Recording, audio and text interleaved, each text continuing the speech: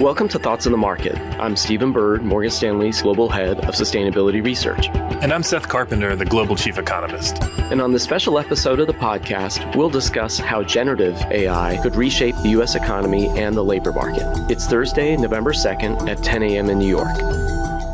If we think back to the early 90s, few could have predicted just how revolutionary the internet would become, creating entirely new professions and industries with a wide-ranging impact on labor and global economies. And yet with generative AI, here we are again on the cusp of a revolution.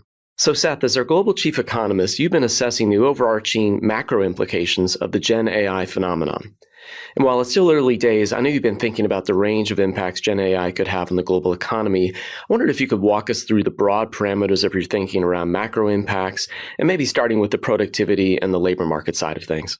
Absolutely, Stephen. And I agree with you. The possibilities here are immense. The hardest part of all of this is trying to gauge just how big the effects might be, when they might happen, and how soon anyone is going to be able to pick up on the true changes and things. But let's talk a little bit about those two components, productivity and the labor market. They are very closely connected to each other. So one of the key things about generative AI is it could make lots of types of processes, lots of types of jobs, things that are very knowledge-based intensive. You could do the same amount of work with fewer people.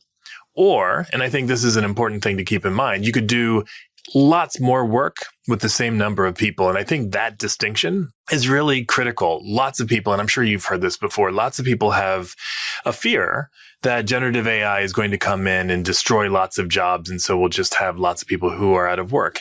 And I guess I'm at the margin a lot more optimistic than that. I really do think what we're going to end up seeing is more output with the same amount of workers. And indeed, as you alluded to before, more types of jobs than we've seen before. That doesn't exactly answer your question. So let's jump into those broad parameters.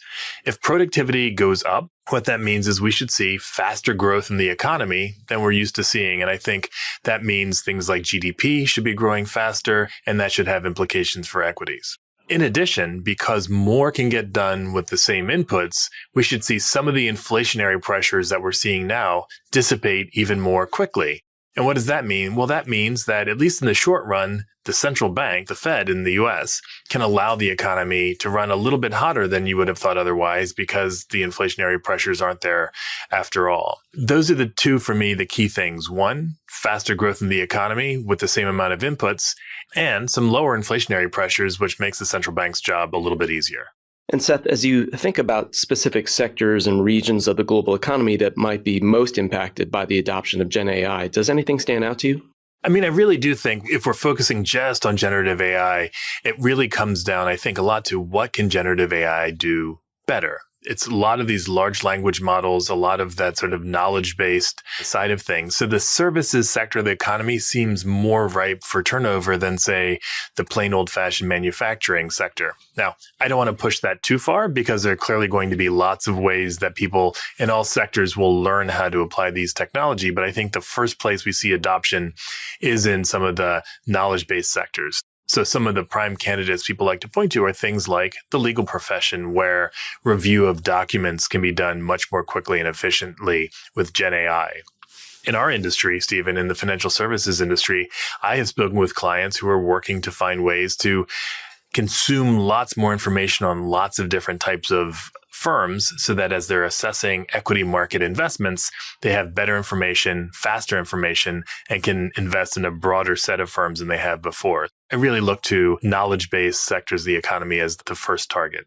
So that, Stephen, is mostly how I'm thinking about it. But one of the things I love about these conversations with you is that I get to start asking questions. And so here it is right back at you. I said that I thought generative AI is not going to leave large swaths of the population unemployed. But I've heard you say that generative AI is really going to set the stage for an unprecedented demand in reskilling workers.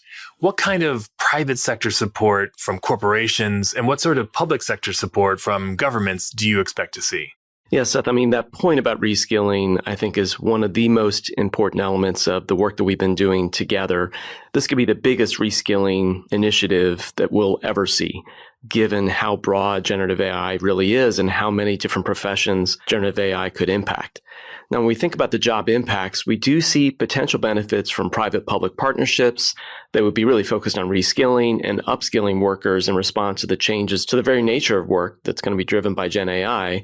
And an example of some real promising efforts in that regard was the White House industry joint efforts in this regard to think about ways to reskill the workforce. That said, there really are multiple unknowns with respect to the pace and the depth of the employment impacts from AI. So it's very challenging to really scope out the magnitude and cadence. And that makes joint planning for reskilling and upskilling highly challenging. I hear what you're saying, Stephen, and it is always hard looking into the future to try to suss out what's going on. But when we think about the future of work, you talked about the possibility that Gen AI could change the nature of work. Speculate here a little bit for me. What do you think? What could be those changes in terms of the actual nature of work? Yeah, that's what's really fascinating about Gen AI, and also potentially in terms of the nature of work and the need to be flexible. I think job gains and losses will heavily depend on whether skills can be really transferred, whether new skills can be picked up. For those with skills that are easy to transfer to other tasks and occupations, disruptions could be short-lived. To this point, the tech sector recently experienced heavy layoffs, but employees were quickly absorbed by the rest of the economy because of overall tight labor market, something you've written a lot about, Seth. And in fact, the number of tech layoffs was around 170,000 in the first quarter of 2023. That's a 17-fold increase over the previous year, while most of these folks did find a new job within 3 months of being laid off. So we do see this potential for movements, reskilling, et cetera, to be significant, but it certainly depends a lot on the skill set and how transferable that skill set really is. How do you start to hire people at the beginning of this sort of revolution? And so when you think about those changes in the labor market, do you think there are going to be changes in the way people hire folks? Once Gen AI becomes more widespread, do you think workers end up getting hired based on the skill set that they can demonstrate, on some sort of credentials? Are we going to see somehow in either diplomas or other sorts of certificates, things that are labeled AI? I think there is going to be a big shift away from credentials and more heavily towards skills, specific skill sets, especially skills that involve creativity and also skills involving just complex human interactions, human negotiations as well. And it's going to be critical to prioritize skills over credentials going forward, especially as we think about reskilling and retraining a number of workers. That's going to be such a broad effort. I think the future of work will require hiring managers to prioritize these skills, especially these soft skills that I think are going to be more difficult for AI models to replace. We highlight a number of skills that really will be more challenging to automate versus those that are less challenging. And I think that essentially is a guidepost to think about where reskilling should really be focused. Well, Stephen, I have to say, I'd be able to talk with you about these sorts of things all day long, but I think we've run out of time. So let me just say thank you for taking some time to talk to me today.